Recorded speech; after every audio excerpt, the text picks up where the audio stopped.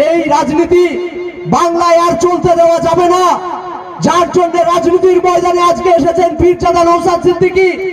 তিনি চাইলে সোনার চামচ মুখে দিয়ে বাড়িতে প্রতিদিন খেতে পারতেন, তিনি চাইলে সব থেকে সুশ্রী জীবনযাপন তিনি যাপন করতে পারতেন।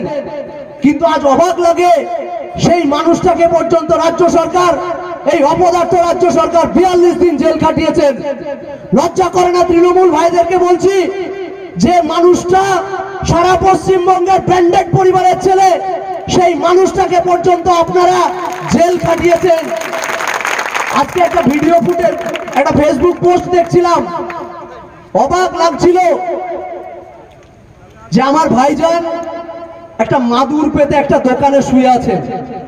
আচ্ছা বলুন, যিনি আজকে আমার পাশে বসে আছেন, আমি অনুমতি না নিয়েই বলছি, যদি আজকে এই সভাটা রাজনীতিক না হয়ে যদি একটা ধর্মসভা হতো, তাহলে চাইতেন উনাকে সব থেকে গ্রামের ভালো বাড়িতে রাখার, এই এলাকার সব থেকে ভালো খাবারটা পরিবেশন করা, এবং দিনের শেষে একটা হাদিয়া দিয়ে উনাকে বাড়িয়ে পাঠিয়ে দিতেন, একটা উপঢৌকন দিয়ে পাঠিয়ে দিতেন। তাতে উনি বাকি জীবনটা খুব সুন্দরভাবে পরিচালনা করতে পারতেন। আজকে এত প্রশ্নের সম্মুখীন হতে ওনাকে হতো না। কিন্তু আজকে শুধুমাত্র বাংলার বুকে বিকল্প রাজনীতি খোঁজার জন্য, শুধুমাত্র দলিত, আদিবাসী, সংখ্যালঘু, পিছিয়ে পড়া মানুষের কথা বলার জন্য, তাদের হয়ে পার্লামেন্ট থেকে শুরু করে, সংসদ থেকে শুরু করে সমস্ত জায়গায় যে আওয়াজ তোলার কথা তিনি বলছেন, সেই প্রশ্ন করার জন্য আজকে সেই মানুষটাকে পর্যন্ত জেল খাটতে হচ্ছে, সেই মানুষটাকে মাদুর পেতে মানুষের কাছে শুতে হচ্ছে।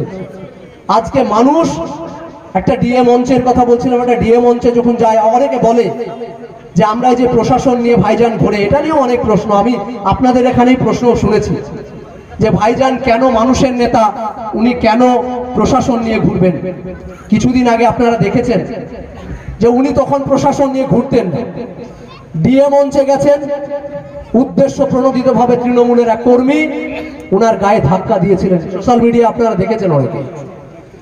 আচ্ছা বলুন, আজকে রাতে এখানে সভা করতে এসেছে, আজকে শুধুমাত্র অধিকারের রাজনীতি করার জন্য ভাইজানের প্রতি আক্রমণ আসবে না, এটা দায়িত্ব নিয়ে বলতে পারেন?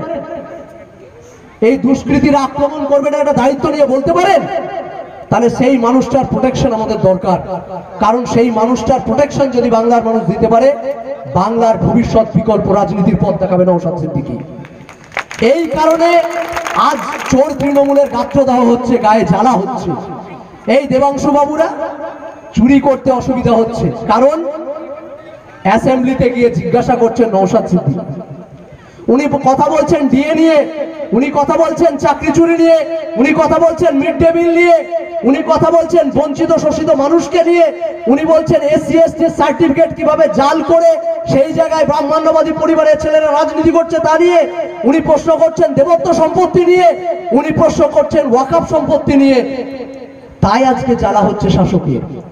একটা ছোট্ট উদাহরণ দিয়ে আমার বক্তব্য শেষ করব। এই যতগুলা পশ্চিমবঙ্গের রাজনৈতিক দল দেখছেন, কংগ্রেস, সিপিএম, বিজেপি, তৃণমূল, এরা হলো সেই রসুনের মতো।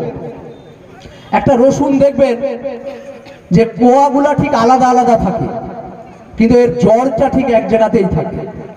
তো যতগুলো পশ্চিমবঙ্গে রাজনীতির দল চলছে, প্রত্যেকটা জড় কিন্তু নাগপুরের আরএসএস অফিসে রয়েছে।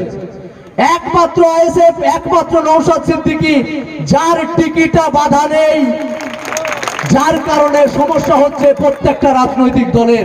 তাই বারংবার ভাইজানকে বাধা দেওয়া হচ্ছে বিভিন্ন রকম ভাবে।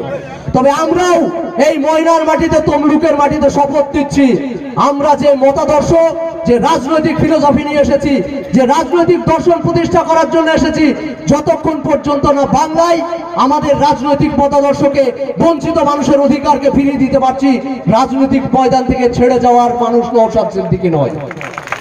আমরা তার সৈনিক হিসাবে সর্বদা পাশে রয়েছি।